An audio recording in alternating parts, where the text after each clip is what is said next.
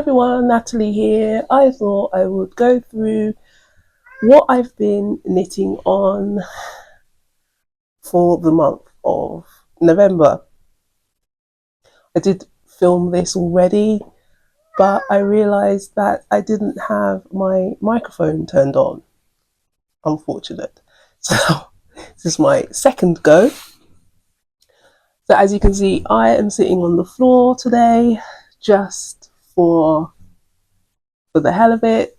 So it's a very laid back and chilled episode for you. So let's begin. So I have 3 finished objects to share with you today and 1 whip.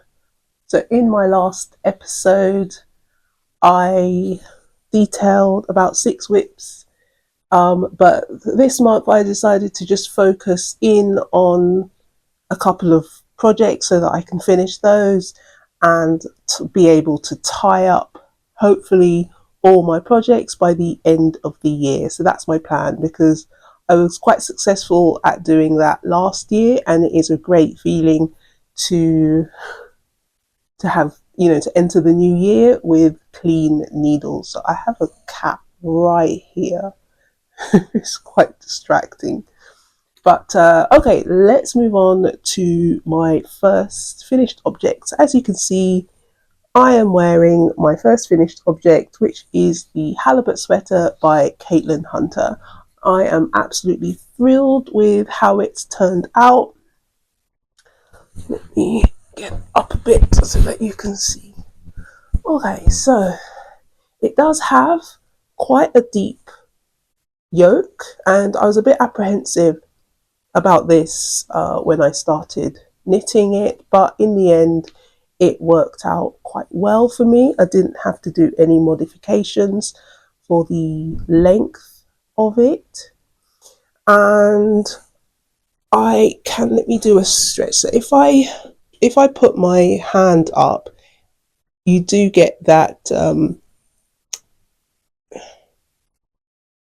that rising of the bottom hem, which is a bit annoying, and I guess that is because the yoke is so deep and rendering the rest of the body quite short. But because I am quite long in the torso, it doesn't bother me too much. I knit to pattern for the length, and for my bind off I opted for the invisible sewn bind off. It's essentially like the Italian bind off, which I am pretty thrilled with the results. But beloved, it took me 5 hours to complete.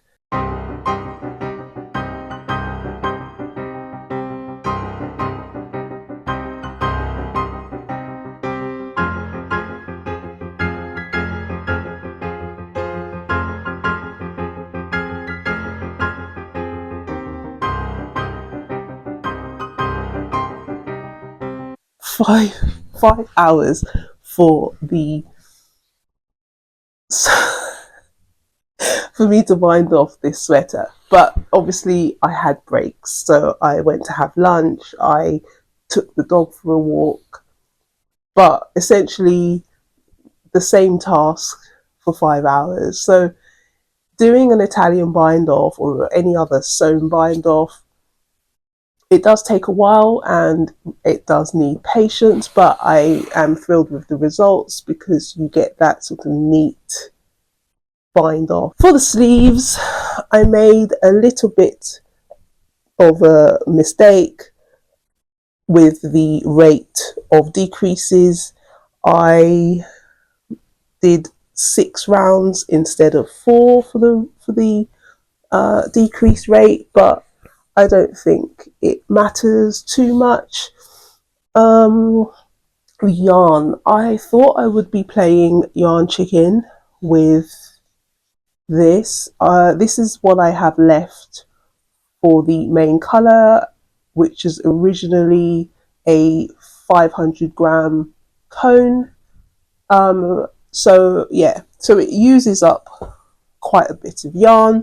I haven't weighed that yet, so I'm unsure, but it's very little left. For the so that's the DK. I don't know if I said that. It's the DK weight yarn.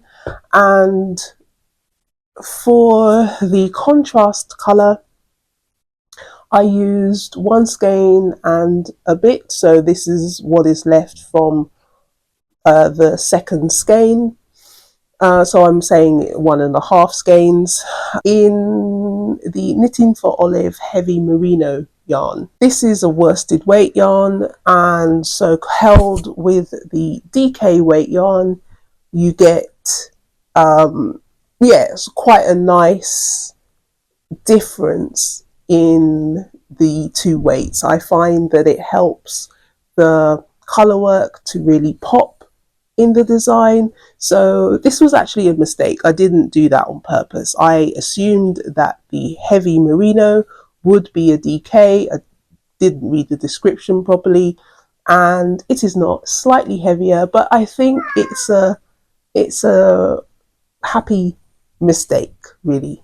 So that's the result. The only modification that I did was opting for a folded collar, and I love the effect. It gives it the snug look for the collar, which I really love in a sweater. I don't really want to see my layers at the top, like if you're wearing a t-shirt. So I love this effect, and it also means that if it's a mild day, I can go out without needing a scarf or something like that. So that is the halibut sweater.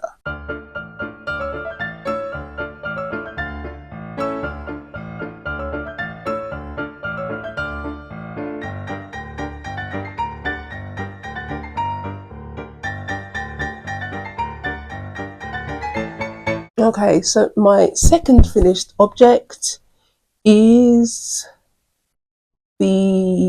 my take on the Floodlight tee by Tannis Fibre. I say my take. It's essentially that I used the pattern to create a smock. So it's longer than a tee, but shorter than a dress. I had been given some birthday money in order to buy some yarn. I bought 8 balls of silk mohair, and the original idea was to hold it with some grey yarn to make the heirloom sweater by Fable Knitwear.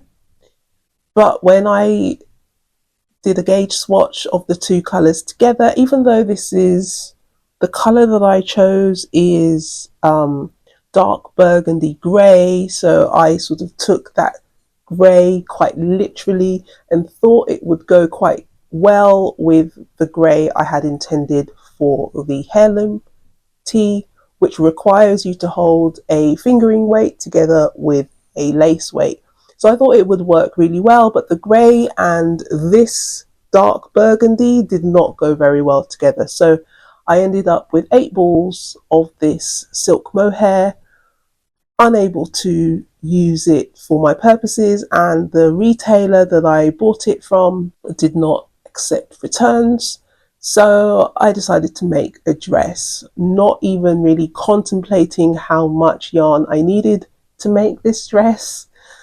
And I also looked for patterns, dress patterns, and none really spoke to me for this silk mohair. And then I found the Floodlight tee, and I thought, oh, I really like the design of that.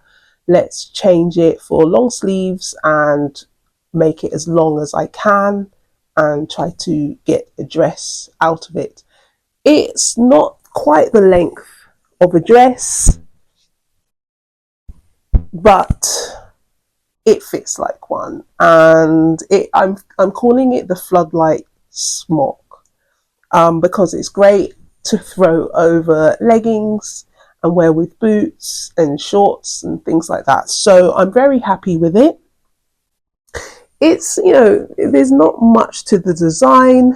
You cast on over 100 stitches so you end up with quite a wide neckline, and you continue doing your yoke increases, and then you split for the sleeves and the body, and then I essentially just continued knitting until finished yarn. So once I split for the sleeves, I used one skein for the sleeves to see how much I would need to hold back for the other sleeve, and then I knew that the rest of the yarn I would dedicate for the length, and that plan worked out pretty well.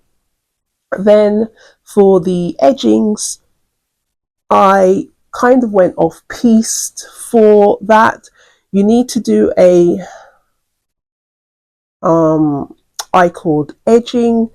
So I did mine pretty tight, as in I picked up fewer stitches than you had for the cast on edge, to make the collar cinch in a little bit.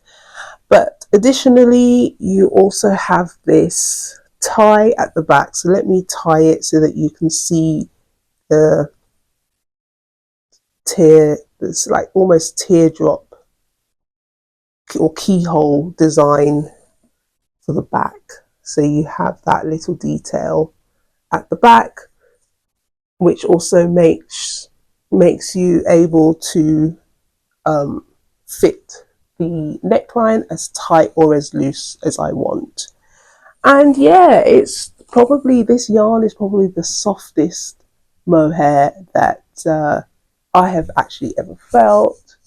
And yeah, so I'm looking forward to wearing it and adding it to my wardrobe, because it's like a sheath, feels like a big warm hug underneath, or on your skin, on your body. So that is my second finished object. This is what it looks like on. When I washed this, I didn't think it needed to be laid out flat, so this puckering is what happens on the corner of my clothes area. Duh, rookie mistake. I'll block that out next time. So yeah, this is what it looks like with a t-shirt underneath. And then this is what it looks like without the t-shirt underneath, because I think I just might be able to wear it like this as well. I think it falls much nicer with just a bra, or at most a cami underneath. This is what I was saying about the sheath feeling, as it just slightly skims the body. I also tried it with a quick French tuck, and quite clearly also a tree pose, but those house shorts are not giving life. Meanwhile, a black beret. So this is the Pip and Stalk beret, or Stalk and Pip beret. I always get it the wrong way around, by Albina McLaughlin. Knitted the larger size. So I knitted a hat using this pattern in the previous episode 2 months ago, and I knit the larger size because I have quite big hair, and it worked for the previous yarn that I used. But this time around, I ended up using some leftover cotton merino by Drops, held with some Drops silk mohair. Also, like incomplete skeins that I needed to use up. I actually ran out of the black yarn for the brim, so I just made it a design feature and alternated it with some contrast merino. No, actually it was the same composition. So I also had some green merino cotton by Drops, held with some leftover mohair, silk mohair by Southampton Yarns. So I used this yarn, and the finished item was way too big and really lacked structure. So I decided to take this opportunity and try my hand at hand felting, and this is the result. So as you can see, there is still some stitch definition in some places, but in others it has felted quite nicely. I did this 3 times, so the felting process 3 times, and let me tell you, it is not for the weak. It is quite hard going on your hands, so if you do want to try your hand at hand felting, I do recommend that you moisturize after the fact, because it is really drying. So this is the result of 3 soakings and 3 separate hand felting attempts. I have got a bun, some of my hair in a bun, so that's why it's not quite fitting right, but I am pretty happy with the result, and there is still room for me to give it another once over with some hand felting one more time, and yeah, and to get that extra snug result.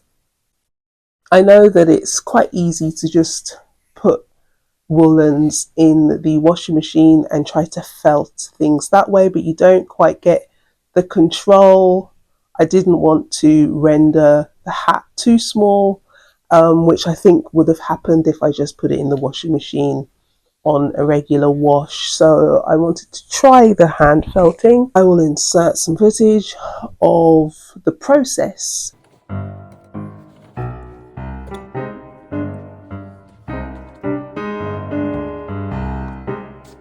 This was my first attempt at hand felting. My method of rubbing to felt was essentially how my mother used to hand wash our clothes when I was young. It was quite fun getting to produce so much lather and suds, but this first process took forever. Pro tip: don't make the mistake I did. Make sure you're using washing up liquid as opposed to wool wash. For the first round you see here, I was a bit too lazy to go downstairs to grab the washing up liquid and thought wool soap would work just as well. Spoiler, it doesn't, as it has softening agents, oils, etc. that prevent the friction you need to get the fibres to felt. So I found that in my second and third go-overs, the beret felted a lot easier. It's not a practice that is easy on the hands again, so ensure you take breaks and moisturize your hands thoroughly afterwards. I did my felting around the space of a week or so. I may give it a final go over one more time to get that perfect snug fit. Okay, so let's get on to whips. In October's episode, I showed about 6 whips, and for November I wanted just to focus on my halibut sweater and a few other things. So I think going into December I will focus on the other whips. So one of the whips that I'm actively working on at the moment is the Ranunculus by Midori Hirose. Very popular pattern, so I won't labour the point, but this is a reknit, a gifted reknit. So a couple of years ago I knit a pink ranunculus in the drops alpaca silk in the colour pink sand for my mother-in-law, but I completely misjudged the length of the body, because I think in the original pattern the ranunculus is intended to be pretty cropped, and I think I just knit the old version to pattern, and it's almost like about 15, I think the biggest size is like 20 centimeters from the underarm which to me is tiny. So I think I did just knit to pattern, and this sweater just was a bit too short to be worn for my mother-in-law. So she gave it back to me asking if I could adjust the length. Didn't really want to risk cutting that open, or even if I carefully wound it up, I think it had already felted together because, you know, silk mohair or alpaca silk just. So I just decided to keep it for myself because I actually can wear it, and reknit her a new ranunculus, and she chose this colour, and I think it is pretty true to no, it's actually the camera is bringing it up pretty blue, whereas in real life, to me it has more of a aquamarine type of color. So yeah, so I'm on the nice bit, which is just the stockinette portion of the sweater, which I am enjoying. And yeah, so I'm only showing you that whip because that is the only other whip that has seen any progress.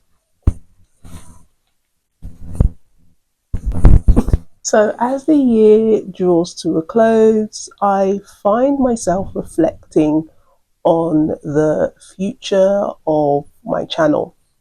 And while I am absolutely loving putting out these update videos at the end of the month, I will still continue to do that, but I'm also thinking about releasing another video mid-month that will be slightly different. So it will probably be research-based video. So I'm currently working on a few videos for the future, for the next few months. Look out for those. And also you can check out my previous research videos that I have put in its separate section on my channel page. Yeah, or it can be a discussion or something else other than, you know, the traditional podcast format. That's what, hopefully, as we move into 2025, I would like to incorporate into my channel if I have the time and if I have the inclination. So I hope that you will stick around for that. And yeah, thank you for watching. Thank you for sticking around. And I will see you very, very soon. Bye.